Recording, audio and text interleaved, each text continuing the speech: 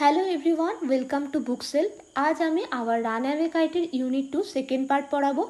আগের পার্টে আমরা জেনেছি যে ন্যারেটর বর্ণনা দিতে শুরু করেছেন আগের গ্রীষ্মে ঘুড়ি ওড়ানোর ব্যাপার নিয়ে, এবং এই পার্টে আমরা দেখব আরও বিশদে আগের গ্রীষ্মের কথা জানতে পারবো। চলো কী হয়েছে দেখি। One day there was a grand wind.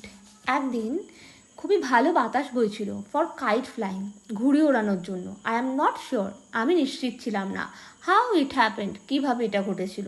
But as I was bringing, কিন্তু যখন আমি আনতে গিয়েছিলাম দ্য কাইট, ঘুড়িটি, ফ্রম দ্য হাউস, বাড়ির থেকে, আই ট্রিপড, আমি হোঁচট খেয়েছিলাম, and fell over the rock, এবং পাথরের মধ্যে গিয়ে পড়েছিলাম।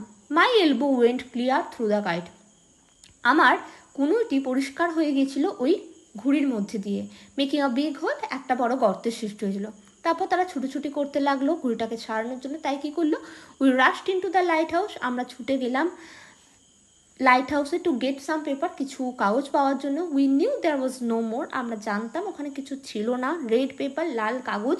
We took the first thing, আমরা প্রথম জিনিসটি নিয়েছিলাম, দ্যাট কেম হ্যান্ডি, যেটা হাতের কাছে ছিল। An old letter lying on the book case, এটা পুরোনো চিঠি যেটা বইয়ের তাকে পড়েছিল। ইন দ্য সিটিং রুম, একটা বসার ঘরে।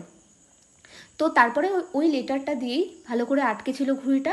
Dried it by the fire, এবং সেটা শুকিয়ে নিয়েছিল আগুনের সাহায্যে। উই স্টার্টেড আউট, আমরা শুরু করলাম। And up went the kite like a bird, এবং ঘুড়িটি পাখির মতো উঠতে লাগলো। দ্য উইন্ড ওয়াজ গ্লোরিয়াস, জাঁকজমকপূর্ণভাবে বাতাস বইছিল। অ্যান্ড ইট শোড, এবং এটা ওপরের দিকে উঠলো।